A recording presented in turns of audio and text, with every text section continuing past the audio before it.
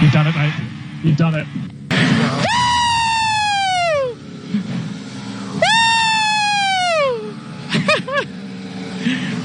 Oh, about fucking time. I love you all. I love you all. Thank you so much. We did it, Will! We did it! After 110 races, he's finally done it. Lando Norris is a Formula One race winner. This is the Pondering Papaya podcast.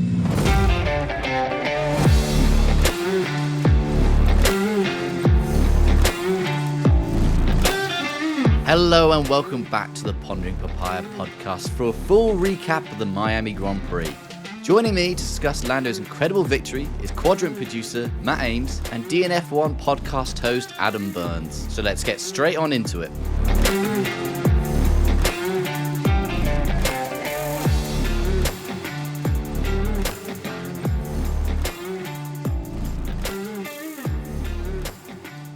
So joining me now is Adam and Matt. First of all, huge thanks to both of you guys. I think we're all a bit bleary-eyed. I think it's 10:30 here in the UK, a few hours after the race ended. Adam, let's come to you first. Overall thoughts of the race. What did you make of it? Well, first things first, Sam, I'm glad that you don't do video podcasts just yet. I'm looking a bit worse for wear. Speaking for myself, of course, but no, the race. What an incredible story. Obviously, we won't go into too much detail yet, but I can't describe it any better than that. What an incredible story. Great result for the McLaren boys, especially for Lando Norris. And I can't wait to get stuck into this one. It's going to be a good one. What about you, Matt? Similar thoughts? Yeah, 100%. I think we were all pleasantly surprised, not only because we saw a brand new race winner with obviously Lando winning, but I think we're also pleasantly surprised because the drivers don't like this circuit, many viewers don't like this circuit, and in previous years, it just hasn't delivered any real racing. We've seen in support series that the normal rule of thumb is if you have really good support races, it normally means the main race isn't as good. And we had that this time around as well. Thought it might be the last few years, but it just pleasantly surprised us out of nowhere. We had actually a pretty decent race on our hands. Yeah, we definitely. I mean, I was worried. I got to admit, going into the race, I think the sprint was largely boring, wasn't there? Wasn't too much action. Like quite a dull weekend until we got to the Sunday, but thankfully it wasn't that dull. Let's get into it. Let's ignore the sprint because obviously didn't go that well from McLaren. If you want to know what happened, you can sort of find out on your own. We're going to focus on the race more than the sprint itself. Obvious place to start. Let's start with Lando. I mean, what a race! I mean, to be honest, after the first 20 laps, I thought we would have been starting with Piastri because obviously he was so far ahead. But Lando, let's go for it then. So he pitted on lap 29. A lot of people are going to say he had a favourable luck with the safety car, which of course he did. But I think saying that obviously ignores what he was doing beforehand. Like his pace against Perez was unbelievable. And then his pace against Verstappen afterwards, obviously also unbelievable. So P5, and if you've been living under a rock, P1 by the end of it. Adam, what did you make of Lando's race in general? We can sort of cut down into the minor details, but overall, what was your thoughts of him? It was a race of two halves because, obviously the start in that melee that was caused by Leclerc's poor getaway and Perez obviously almost ripping up his own Red Bull contract if he'd have T-boned his teammate into turn one. But Lando was kind of, trying to take avoiding action, probably very mindful of what happened during the sprint. Was at the back of that group as a result. And for a while, it was a case of, we know Lando's got the car with all the upgrades. We've seen what pace it had the potential to produce, but he just wasn't given the freedom to be able to show it off. And we saw how tight it was between the top six in pace. I think it's probably as close as Ferrari, McLaren and Red Bull have been race pace-wise for a while, and we saw that throughout the entirety of the race. And then, of course, fast forward the safety car. McLaren gambled on the strategy. They got the safety car that they wanted. Yeah, of course, a lot of people are going to say, and probably rightly so, that the safety car played a pivotal part in giving Lando track position that he needed. But despite all of that, once he got into the lead, had the fresher tyres, had the car underneath him, had the confidence and ability to just drive away. And I think we were all on tenterhooks for the last 10 laps thinking, let's not jinx it. But I think in the back of our minds, we thought, he's got this. Today's his day. And as in behold, he absolutely nailed it. It was a brilliant drive from Lando Norris, and I'm so happy not just to see a new winner, but to finally see Lando Norris do that, what we all knew he was going to do eventually and win a Grand Prix. Yeah, you're right. 110th race is his. I mean, I think everyone knew that he was sort of near the top of the list of drivers with most races at a win. Matt, I'm going to ask you, whenabouts in the race did you start to think that he's won this? Because I think for me, even after the safety car, I was like, well, Max is behind him. Max is going to breeze past any second now. But as that gap got bigger and bigger, you start to think, hang about, this might be on here. I think it's for me, we clocked it when obviously everyone was coming into the pits, and I think Verstappen had just pitted, and it's where Crofty is a normal, and Lando's now P1, but he hasn't pitted yet, so it's kind of like, what have you. And I remember turning to my mate and being like, if there was a safety car right now, they've got the strategy, because they've got enough of a buffer. Because I think it's also like, it is a bit of luck that he got the win because of the safety car. However, he wasn't the only team to kind of be gambling and relying on hopefully that there being a safety car. I think Ricciardo with the Visa Cash App RB were also trying to gamble it as well, but it didn't pay off for them. And then you just see Ricciardo ending up P15, but he went long on the hards, so hopefully that was going to have something in there. So it kind of just shows that, like, actually it wasn't all just luck. It was definitely with the team strategy really playing into Lando's sort of benefit. I mean, even when the safety car came out, it took quite a few laps, because it's a weird scenario where Lando was that far ahead of the safety car that everyone had to pass the safety car in order to then catch up to Lando.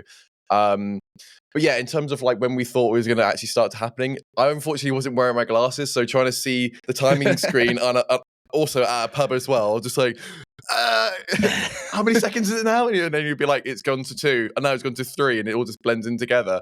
I think I don't think I could relax until he said, like, okay, we've got about 4 seconds or something. Because in my head I was thinking, like, okay, we know that the tyre grip is not great round here, that they overcooked their tyres in the first sector, so there's barely none towards the end. I was thinking maybe Max is just holding it back a little bit and then having a last 10 lap dash to it. But yeah, I mean, I'm just still, Gobsmacked is still happening. I still can't really believe it, to be honest. I was for sure thinking something was going to go wrong, but no, thank God it didn't. Yeah, definitely. Obviously, you know Lando better than both of us. So what do you think this win means to him? Just to get it off his back, really, more than anything? It's less of like, yeah, I got my first win. It's more like, finally, it's finally happened. I mean, everyone talks about Sochi, and like it's a real, like, hard point, not only just for him but for the team and all fans as well. But I think like everyone you speak to about this knows that it wasn't ever a case of if he was going to win a race, it was all about when. And if someone's going to say to me, McLaren would win a race purely on pace this season, I probably also would have said that's not really going to happen.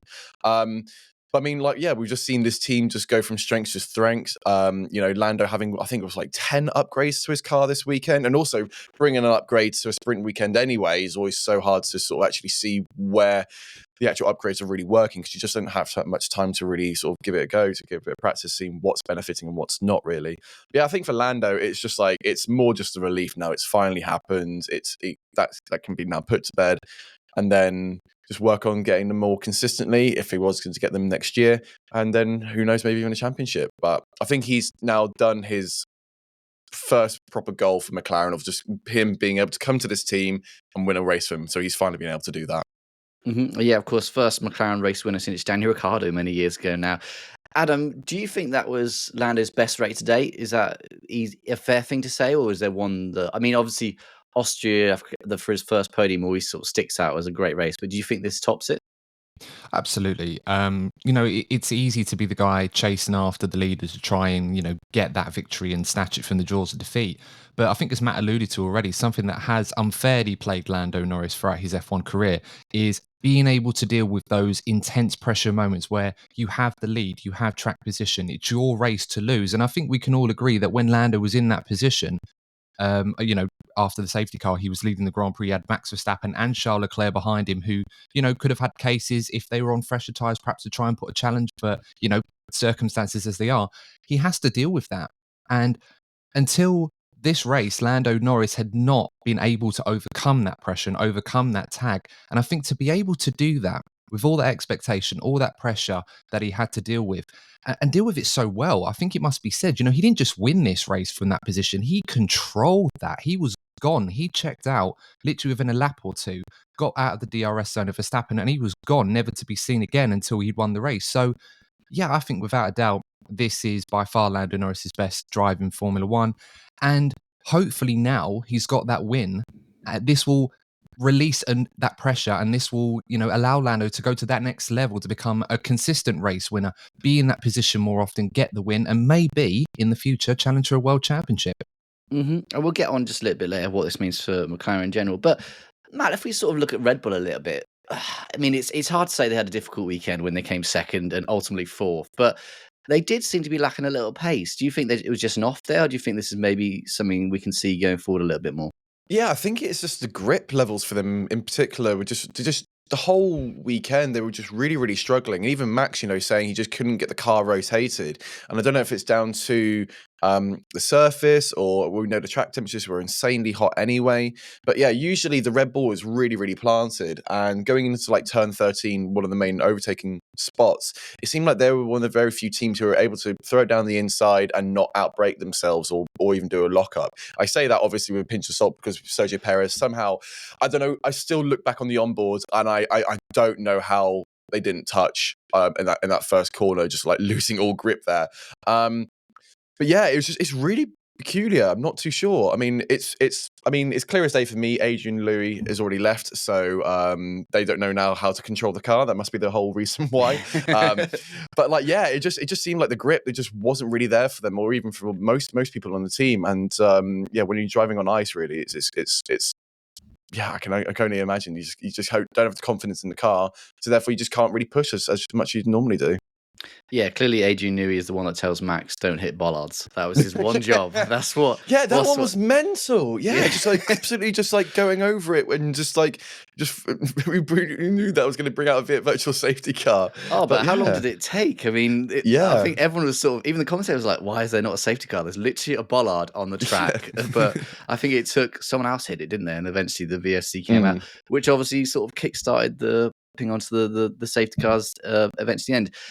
Adam, I appreciate it's a hard question for you because obviously you are a Ferrari fan, but looking forward to who's going to be the biggest battle for Red Bull over the course of the season, not just in Miami, do you think this has swung the momentum a little bit, or do you think this is just sort of one race? I mean, we mentioned the upgrades, like you said, there was 10 for Norris, a little bit less for Oscar, but he's going to have the full package sort of in Imola. Are these upgrades as big a game changer as the ones we saw last year, or do you think it's just one race? We should probably be a little bit more cautious about our wild predictions. Well, putting Ferrari aside for a moment, in the context of just McLaren versus Red Bull at this point in time, it's a very small sample size. It's one race. I think it's also fair to say that, as Matt pointed out earlier correctly, that Miami obviously proved, like Melbourne, perhaps, for example, that it wasn't a track that suited the strengths of the Red Bull. If anything, it was probably one of the weaker circuits for it. Now, that's not for me to diminish what McLaren have achieved in this weekend, because I think we saw, not just from Lando, but from Oscar, who had 50% of the upgrades. That's still an improvement for McLaren. And, they have gone from that team that could challenge Ferrari and be a thorn in their side in third place to now being able to have a car capable of winning a Grand Prix. If that's the trend that continues and McLaren are able to continue on this development path, then the sky's the limit for them. I don't want to sort of say this is a game changer for them. I don't think it is just at the moment. But I think what we've seen through this ground effect era is a lot of teams promising big gains and, all right, mostly Mercedes have done that, but they promise big gains and, we're going to be back in the mix with this upgrade package. We're going to get this right. And they've almost always been false dawns in the context of challenging Red Bull. And I think for McLaren, they're the ones that have made the big strides. And to be able to confirm that further by introducing this huge upgrade package, I mean, 10 upgrades is immense. And to do it on a sprint weekend as well, that is saying something. For them to actually have a car capable of winning a race on merit, if this trend continues and they can continue to upgrade this car the way they have done, there's absolutely no reason why they can't put in a challenge of the likes of Red Bull. I'm sure Ferrari will be there too, and we'll find out to the extent how well they've done in Imola when they bring their big upgrade package. But as far as McLaren go, this was an amazing result for them. And, I think a lot has to be said for the development that they've done on this car, and I think that will continue. Yeah, you're definitely right to sort of point out the Ferrari. I mean, they've got a sort of, like you mentioned, their big upgrade package at their first home race of the season at Imola next. Matt, sort of looking at these upgrades overall and what we know from last year, because obviously this is the first round of upgrades that have been built fully in McLaren. The wind tunnel opened last year. They've got people like Rob Marshall in now who are sort of putting their expertise in it. Do you think it's fair to say, from what we've seen, in Miami, but also last year, do you think McLaren are the best developers of a car over the course of a year? Ooh, good question. You know what? I will actually give that to them. I think the infrastructure, like you mentioned with the wind tunnel, is the biggest thing I think for McLaren. Like the amounts of work I know that went on at the MTC to get that across the line. The fact like they had to basically have its own power unit in Woking rather than coming from the national grid. They had to like create their own generated power supply. Otherwise, it would just literally just make everyone have a blackout in the entirety of Woking. And like when you're having to go to that sort of levels of like just to like have a bit of air go over a car is insane. But I think we've talked about this before. I think McLaren have always been very transparent when they're talking about if the car is good or if it's going to have when we're expecting to see results. I mean, last year we kind of saw that where Zach Brown was very honest and he's kind of like, look, we're not going to be really competitive until the mid to the end of the season, and we're all thinking, oh, okay, well your driver's doing okay. Then the upgrades came, and then we saw a huge progression going further up. And I think we're kind of seeing it here as well. Like it's yeah. I think it's as you said, it's the first kind of rounds where we're starting to now see these new upgrades come in. Everyone's made their small little tweaks at the beginning of the season.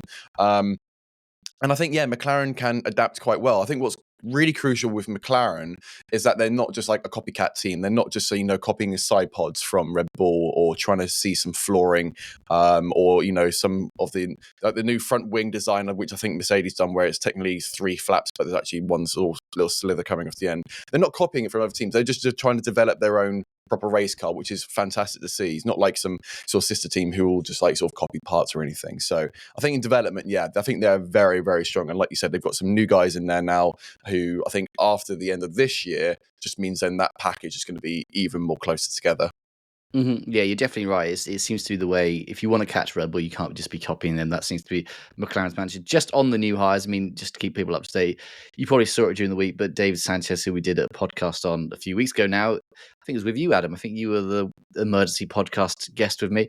He's obviously gone to Alpine, so he's found a job. I mean, no gardening leave, which I was slightly surprised about, but I guess he wasn't at McLaren for too long, so he doesn't know too many trade secrets. But let's move on to Piastri then, because I suppose for as much luck that Lando had, Piastri had the exact opposite. I mean, he had a very unlucky race. Let's go back to the very start. I mean, what a start by him. Like, we're talking about Perez. He obviously was nearly a human cannonball that sort of took out his own team. It was sort of Bottas. What was that race where Bottas crashed? Hungary, I think. Wasn't Yeah. it? Yeah. The perfect teammate then of Bottas just crashing into both Red Bulls, taking Perez out. I think Max finished P10 after Hamilton won, but not quite that level this year. Perez just missing Max. But what that, of course, did was slow up both Ferraris, and Oscar just flew up the middle. Adam, what did you make of Oscar's start for sort of that tricky move on the inside? Do you know what? I actually watched the highlights of the race this morning just to sort of refresh my memory from last night.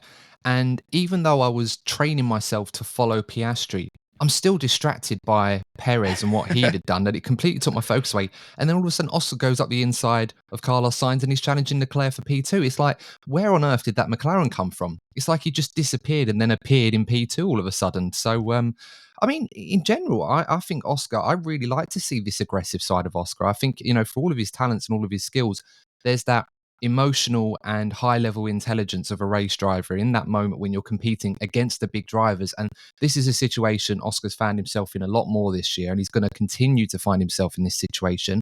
And it's nice to see him get the elbows out. It's nice to see that a young driver like this is not going to be bullied by the bigger names in the sport. And you can see that's just an extra element that he is growing and maturing and improving in the sport to the point where, like Lando, he's going to be a regular fixture at the front now, and he's certainly not looking out of his depth at all.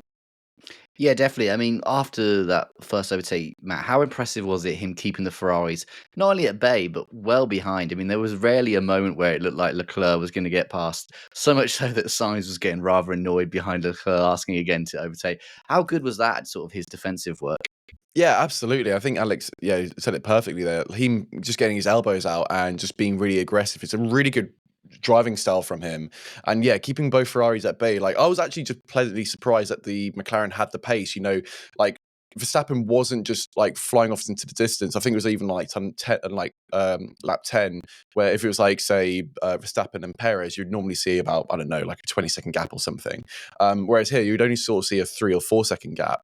And I was just surprised that not only was Oscar being able to keep the Red Bulls, keep the Ferraris behind, but also still keep within sort of somewhat touching distance of the Red Bull. And yeah, like even him going side by side into the first sector, going down through like kind of, I want to call that like the S's basically. Even then, that's quite an unconventional like overtaking spot, but he capitalized on it and just, you're like, you know what, if I've got enough space, I'll go for it. And I want to see more of that. I think from Oscar. I think he's now coming to the realization that they can fight towards the front. And if you are at that position, if you're being presented with that opportunity, you know what, just absolutely go for it, because I'm sure he doesn't want to always just be known as like, he's not nicknamed as like, you know, a second driver at McLaren, but obviously he does know that Lando is the big poster boy for the team. But he wants to put his staple there as well. I mean, obviously him getting the first sprint win over Lando must have like egged on like Lando a little bit as from that. But he wants to kind of show that he's not just there as like a second driver, and they are both trying to work in unison together to progress the team. And I think, yeah, this aggressive driving style is actually really perfect for him. I think it works really nicely because he's not, I don't want to say he's monotone, but like his personality is quite dry, and I absolutely love it. So if you see him in interviews or anything, it's hilarious to see.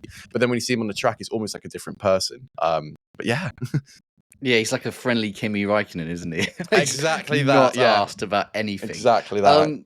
That will pretty much draw an end to where Piastri's race was good.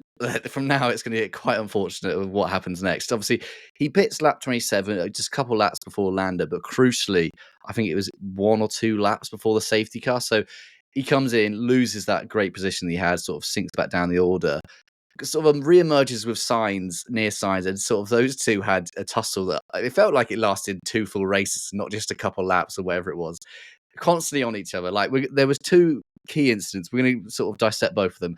We'll go for the first one, which is obviously where both drivers going into the corner. Piastri keeps on the tracks, but sort of not shoves, but like you said, gets his elbows out, keeps Sainz off, and Sainz was not a happy bunny about it. Adam, what do you first of all make of that particular incident?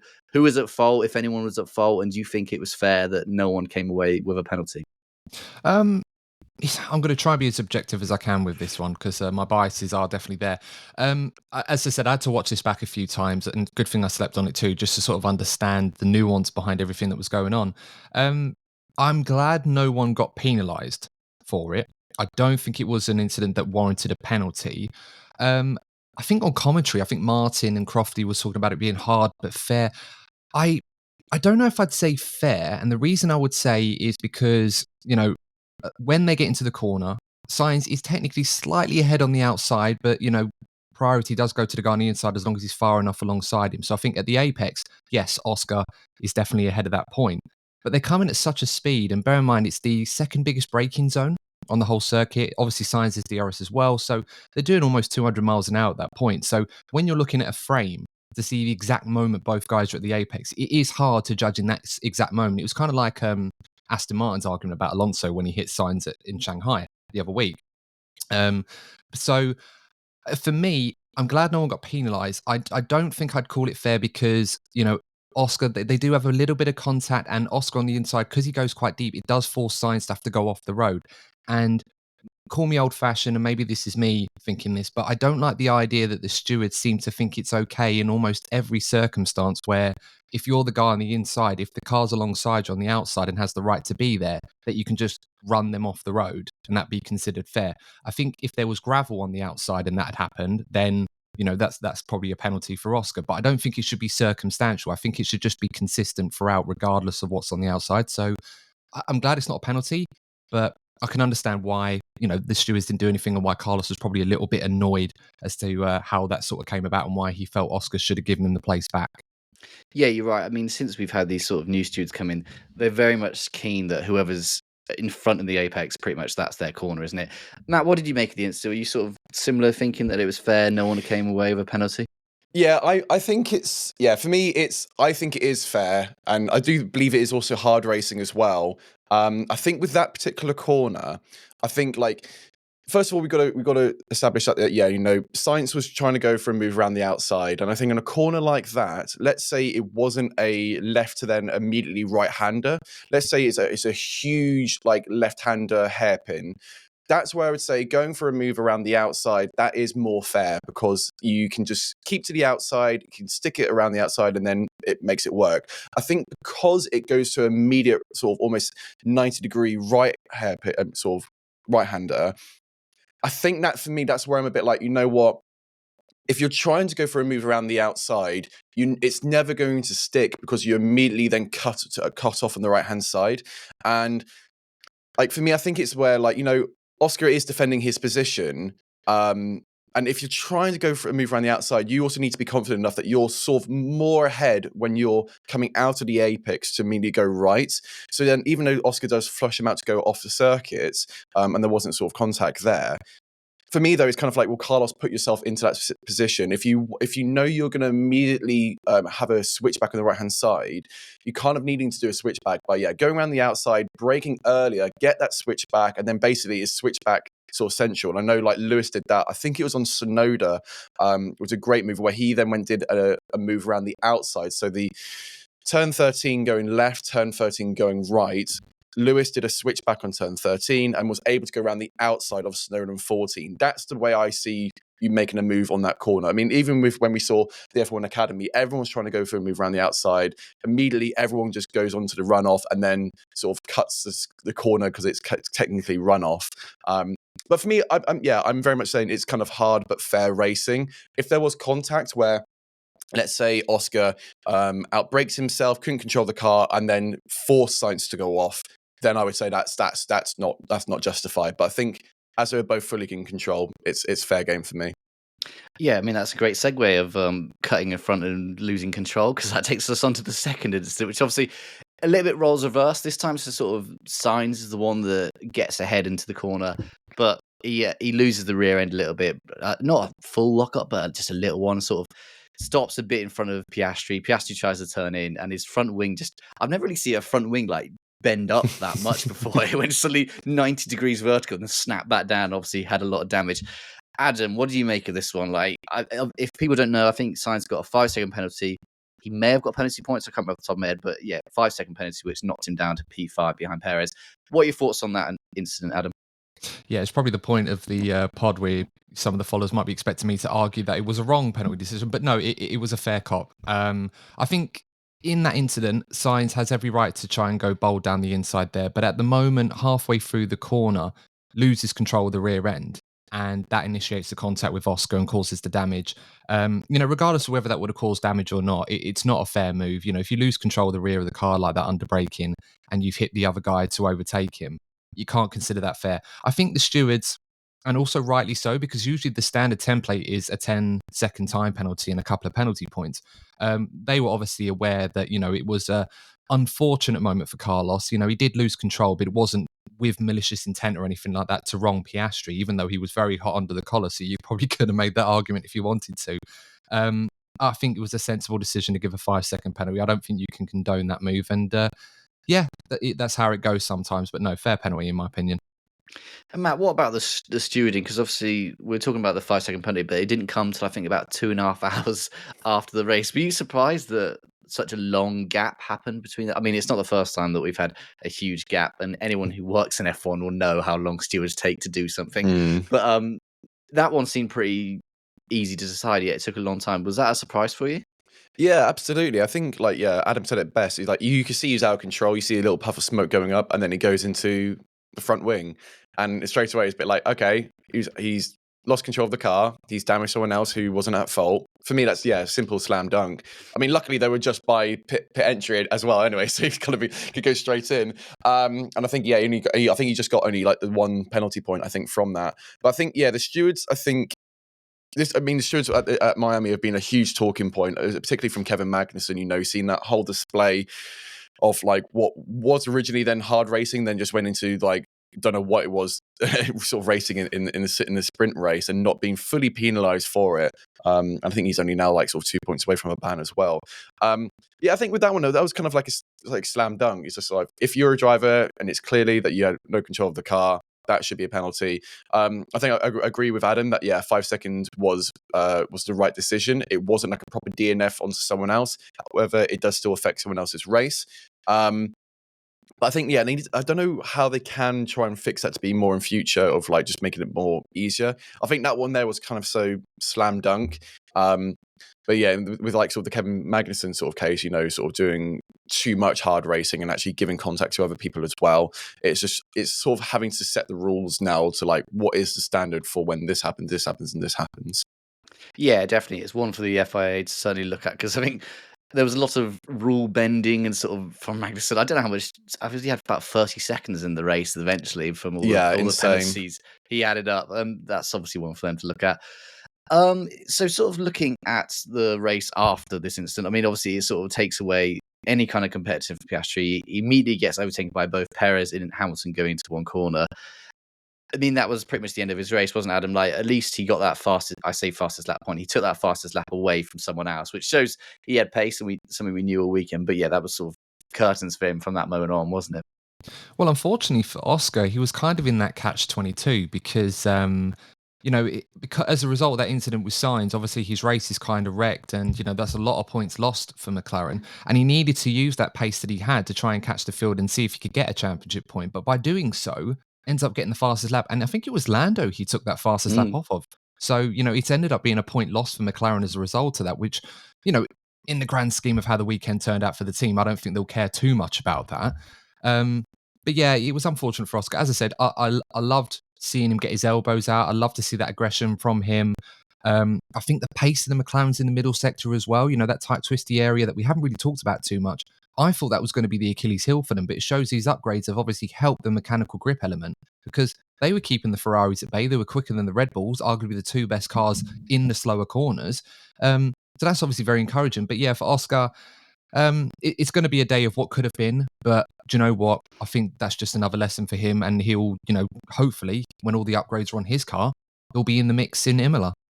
Yeah, definitely. Finished P13, which is obviously not that bad considering how late in the day he had to pit for the front wing change, which took about 10 seconds or so. Just very quickly on other teams, because I'm obviously aware that we've sort of done a lot of McLaren out. Was there any, Matt, I'll go to you on this. Was there any team that's impressed you? I'll just throw out some names. Obviously, Ocon scoring Alpine's first points of the year was probably quite a notable moment for them, especially that. I mean, we were talking about hard racing. That incident, well, not incident because they didn't hit each other, but Ocon and Gasly at the start. I mean, it must have been hearts in mouths to the Alpine pit wall when those two were near each other. Mate, the whole entire pub was that I was in was absolutely erupted. Like the fact they were going like side by side, and I think it was when it was going. It was just after turn 13, 14. I think it was turn 17 where the chicane is. They're going side by side. We just knew there was going to be contact, and then we knew this was going to be proper racing when they both went to the left-hand side of the bollard at the chicane and not going to the runoff. I was like, oh, they're fully committed here. Then, like, because they knew straight away if one person goes to the runoff, straight away on the radio being like, oh, he overtake me on the chicane, give that position back. And it was unbelievable. And I think they had a little bit of contact as well on the new Wall of Champions, where they're just coming out slightly and just touching the wheel drums and such. I think it's great that Ocon got a point. I know he did like a huge celebratory sort of Instagram post, being like as if he just won a championship or something. Yeah, I think I'm quite also just really impressed with Ferrari to be fully honest. I mean, like considering where they were 2 years ago. Fred Vasseur is now coming to the team, and like he's still in that development stage where Fred Vasseur took over a car which wasn't really built from him, bringing in new people into the team to sort of give the upgrades, and now we're starting to see them also progressively now getting towards the front of the grid as well. That's probably who I'd say at the moment I'm really impressed with. Also, I think actually Haas as well. Considering where they were, the last 10 years, or no, not 10 years, last 5 years, sorry. Because considering where Nico Hülkenberg is, I mean, obviously he's been a real talking point around this weekend, obviously with the announcement of him moving to Stake soon to be Audi.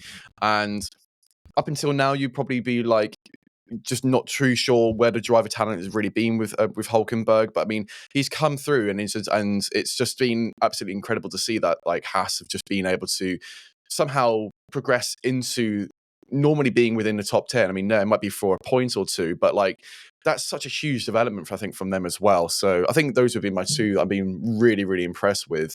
Less so, unfortunately, with RB, I think. Yeah, I mean, Tsunoda scoring points, but what a weekend for Ricciardo, ups and downs all over the board. Adam, obviously you're a Ferrari fan. I assume you're very impressed with them. So if you can park your love for Ferrari, was there any other team that impressed you over the weekend?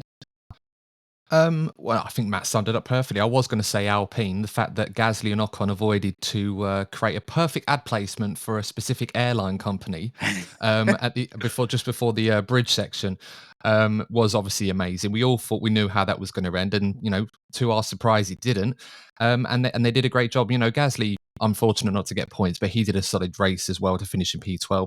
I think Yuki Tsunoda deserves a big shout out this weekend. Obviously Ricciardo did a great job in the sprint and sprint quali. Obviously that completely went the other way in the race. And but for Tsunoda, got points in the sprint, points in the main race, and he was solid in P7. He had that battle with Hamilton for a while when Hamilton had the medium tyres on and obviously had the pace on him.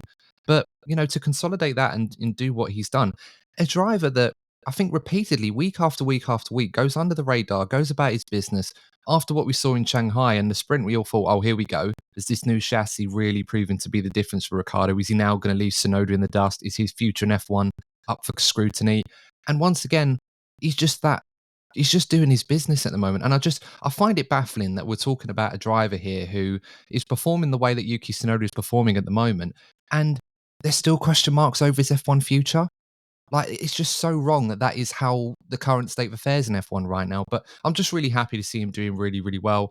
And I hope at the end of all this, the guy will get his flowers and get a decent contract, whether that be at RB or somewhere else, because he's improving all the time and he's turning into a very solid Formula One driver right now.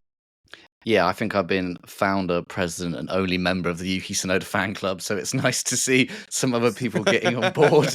Finally, we're getting shirts for this. We're going to make a club. Yeah, run around, vote for Tsunoda or whatever it is. Yeah, obviously could also move to Aston with that Honda link. Final question for you both. Let's talk a little bit about Miami, sort of as a circuit and as an event. I think everyone agrees as an event, it's really cool. It's quite cool to see the paddock and the Hard Rock Stadium on the NFL pitch, stuff like that. Circuit-wise, obviously we had quite an exciting race, Matt, but is the circuit still a little bit boring, we might say? I think that sort of twisty section really takes any sort of momentum out of a race, doesn't it? Yeah, I think for me, they've got really good opportunity there to make the circuit as good as it can be. I think that chicane going under the bridge is the perfect definition of what's kind of wrong with the Miami track. It's having to utilize the roads around underneath the highway. And it just looks so clunky on screen. And it could really make the event look really, really awesome. I think the one idea I would love to try and see if they can do, obviously it would take a lot of finance, a lot of construction to kind of do. But like you see in Mexico, where you see all the cars going into the Forest baseball stadium, you've got the Hard Rock Stadium there. Is there a potential option that you move the paddock out from there, have your own kind of, because it technically is kind of open outdoors, so you can have a racetrack go through there. Is there potential that you can have it go through there? It could be a really good opportunity for fans to see all the cars and just utilize the space you have there, make it a bit more Miami. We still got the fake harbor there, which is just weird. And also the full-time mermaids by the swimming pools. So it's really like Miami to all degrees you could think about it, but the track element is just not there yet.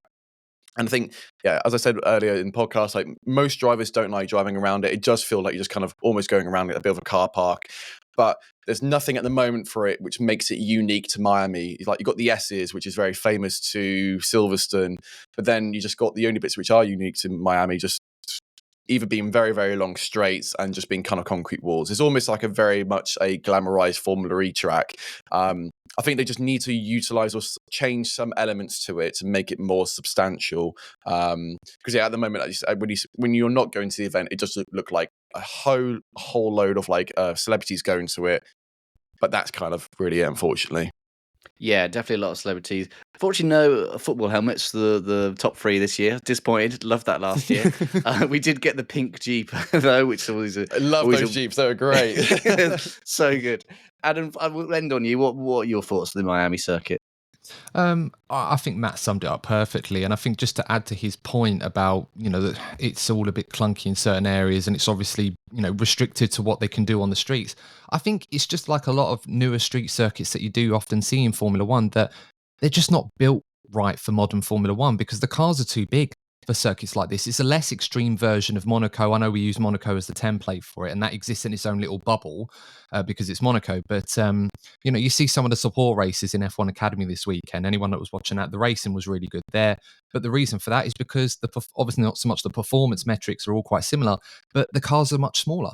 So it does allow itself to create better racing, to have more opportunities for people to follow each other much closely, and just, to be less restrictive on what the car's capable of on a circuit like that. So yeah, one incredible weekend of action, culminated by an incredible result for one driver that we all know and love, and are really happy to see him get his moment, doesn't make up for the characteristics of a circuit that are obviously going to make it flawed for as long as F1 exists in the manner that it does right now. So either the circuit needs to change, or the cars need to change, or somewhere, perhaps from column A or column B, to make it better.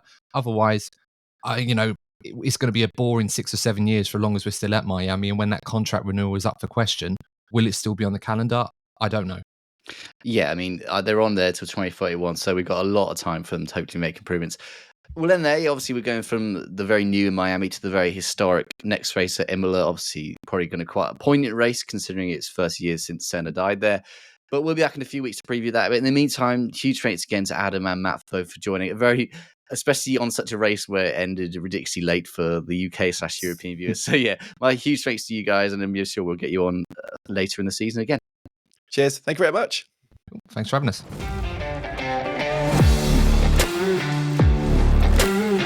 So there you have it, your full race review for the Miami Grand Prix.